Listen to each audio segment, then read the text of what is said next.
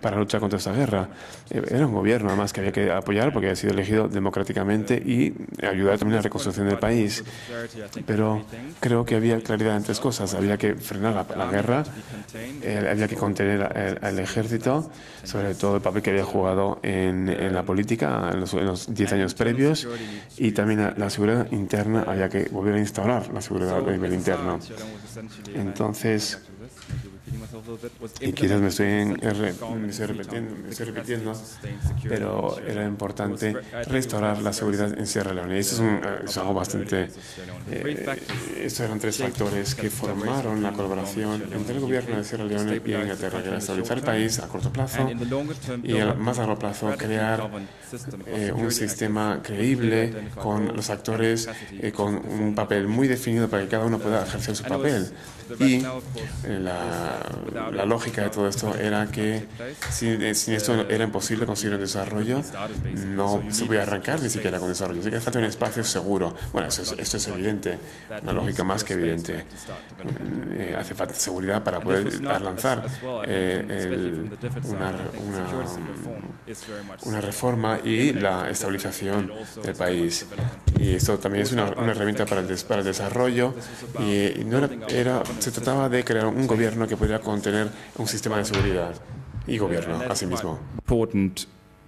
Y esto es una distinción muy importante, una distinción entre programas de formación y equipamiento que se han llevado a cabo y luego el proceso, por otra parte, de gobernanza democrática. Si puede decir al orador, por favor, que hable más despacio. Entonces, entre las cosas que han sucedido después de la guerra, en que se hicieron grandes inversiones en la policía, por ejemplo, pues se crearon estructuras totalmente nuevas, por ejemplo, la Oficina de Seguridad y otras. Y los militares pasaron por un programa de restablecimiento, pero se hizo poco en forma de estrategia coherente. Y para esto hubo una razón, como ya he mencionado, el gobierno estaba sufriendo una crisis en esos momentos y el país se encontraba a punto de hundirse. Si no, bueno, en cierto sentido puede decir que se hundió, colapsó. Se puede decir esto en muchos sentidos, pero bueno, por otra parte, hubo una persona que decía que era el presidente del país y se suponía que todo el mundo tenía que apoyarle. Entonces había allí edificios, había personas que representaban al Estado y, sin embargo, bueno, además también tenía la legitimidad de las elecciones democráticas, y en este proceso pues eran las personas apoyadas, pero el gobierno del Reino Unido no tenía muchos conocimientos, no tenía, dice el orador, se disculpa, bueno, el Reino Unido enviaron a expertos para ayudarlos en el tema de la defensa, seguridad, reforma de políticas, y sin embargo, aunque hubo mucha comunicación informal entre los distintos programas, no estaban coordinados. Y hubo un sentido muy fuerte de algo que se ha criticado en esas intervenciones, que era el pensar en compartimentos o silos. El hecho de que puede haber un gobierno en un país que lo apoye, pero sin embargo que estén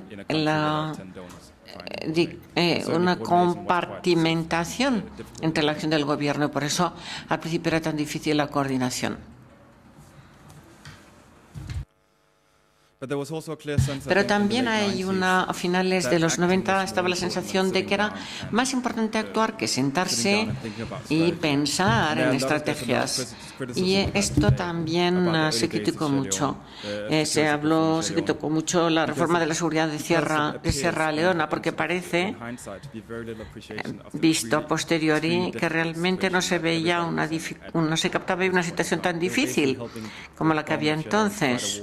El gobierno de Sierra Leona pues estaba pensando, o no estaba pensando, en estrategias a largo plazo, como ocurre hasta cierto punto en Afganistán. Simplemente hacía falta una estabilidad hace falta estabilidad para pensar a largo plazo. Y en esos momentos no se pensaba tanto en los objetivos a largo plazo respecto al desarrollo.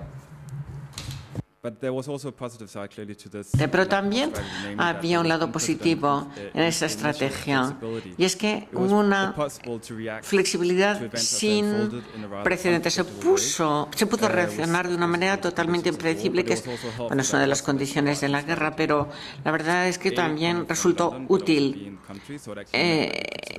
Vinieron estrategias de Londres, pero también una capacidad de reaccionar rápidamente en el país. Entonces, la integración de la reforma del sistema de seguridad de Sierra Leona desde el principio no estuvo siempre siguiendo el plan preestablecido, sino que se tenía que presentar un programa a ejecutar. Esto también se puede ver a internacional. En la reforma del sector de seguridad se hizo pública 3 meses antes de que aterrizaran los programas en Sierra Leona, o sea que había esa distancia entre la teoría y la práctica.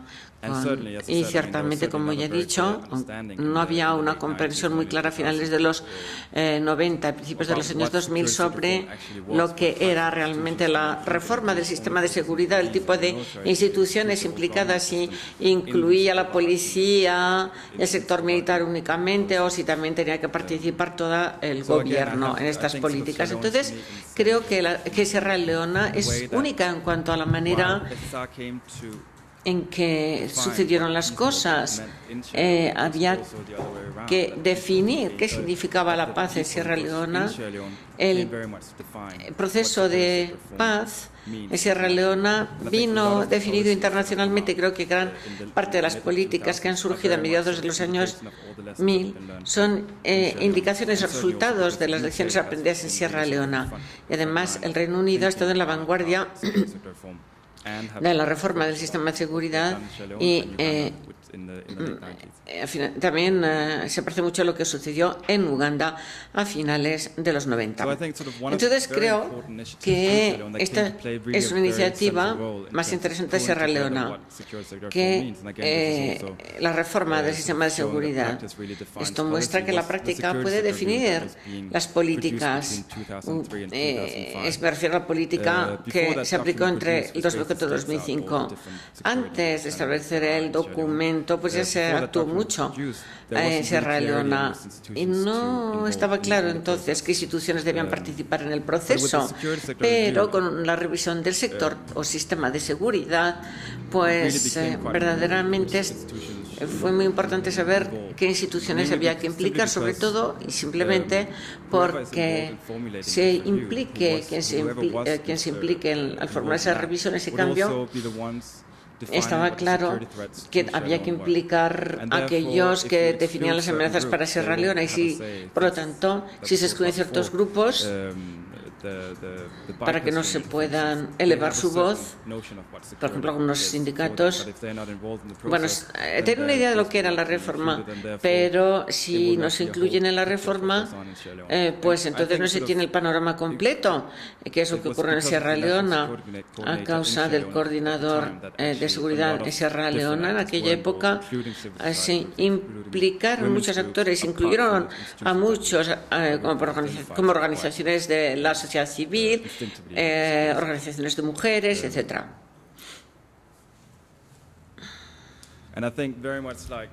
Y como ya he dicho, creo que ese documento llegó para aclarar a las personas implicadas a nivel de gobierno a quién había que invitar para esta reforma de la seguridad. Había que definir qué significa seguridad y para quién, y ampliar el enfoque pasando del sector militar y la policía a toda la sociedad, implicando a todos las organizaciones. Vamos a hablar un poco ahora de la apropiación nacional, y creo que esto es uno de los temas más importantes sobre la reforma de la seguridad, de que se ha hablado a nivel internacional, como se dijo ayer, y ciertamente también se habló mucho de este tema en Sierra Leona. Creo que, para mí, hay que evaluar qué significa. Creo que está muy relacionado con la sostenibilidad de un proyecto. Si se supone que la gente se va a beneficiar y si no se tiene en cuenta lo que quieren los beneficiarios, entonces no va a tener un impacto muy importante. La sostenibilidad es un proyecto que puede sobrevivir una vez que se vayan los expertos externos del país. Tiene que sobrevivir. Entonces, una de las razones por las que fue muy fácil escribir un libro positivo es precisamente por el vínculo entre los que se apropiaron del proyecto y otras partes en Sierra Leona, que tenían que determinar el impacto de la reforma de la seguridad en el país. Muchos de los miembros veteranos del equipo nacional que llevaron a cabo las transformaciones empezaron a finales de los años 90 y siguen ahí hoy en día. Son personas muy comprometidas con el proceso y que quizás no tengan mucho contacto con las personas que están en el poder algunas veces. Otras veces pues tienen más contacto, pero en todo caso eran personas clave las que querían que tuviera éxito el proyecto. Y por eso vemos el impacto en Sierra Leona, vemos las instituciones y lo que ha ocurrido con ellas. Esto se indica claramente tanto a nivel de las instituciones establecidas, sino también en cuanto a los logros conseguidos. Y tenemos, por ejemplo, bueno, voy a volver a esto, pero básicamente quiere decir que ha habido, que en el proceso los implicados han sentido muy orgullosos de lo conseguido, y creo que esto se aprecia muy fácilmente. Y también debo decir que en los años 90 a finales, pues se recibe mucho dinero de fuera, apoyo militar, apoyo para el presidente, y sí, al cabo de 2002, cuando terminó la guerra oficialmente, pues también se implicó mucho en el proceso. Pero oficialmente creó la posibilidad de que estas instituciones se establecieran, y esta es la dinámica política. Y puedo decir definitivamente que durante su época se hicieron muchos cambios, o mejor dicho, no se hicieron muchos cambios, pero por lo menos nos dio un margen para poder trabajar. Y creo que esto muestra algo que hay que recalcar. Es fácil ser negativo sobre lo que ocurre en Sierra Leona en la actualidad, pero por lo menos esto que he mencionado es positivo. Y también hubo complicaciones en este sentido. Primero está el tema del personal cualificado y, en segundo lugar, lo que yo llamo la trampa de la percepción. Dado el nivel actual de salarios y las condiciones generales de los servicios, hay el tener un número suficiente de expertos es importantísimo. No quieren pagar la cuota a la Unión Africana ni muchas otras cosas. Y esto es muy importante para Sierra Leona, porque existe hoy ya un sistema y muchas personas han intentado entender el tipo de política que va a seguir Sierra Leona. Existe la fuerte sensación de que si no se utiliza el dinero público para ganancia privada, no estás aprovechando las oportunidades que se te presentan. Entonces, una cosa es saber que estás haciendo algo mal y, sin embargo, seguir haciéndolo, y otra cosa es pensar que lo que estás haciendo es lo que se supone que tienes que hacer cuando tienes acceso a esos recursos.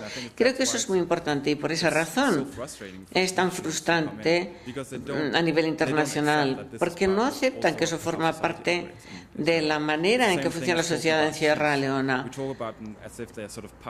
También hemos hablado como si hubiera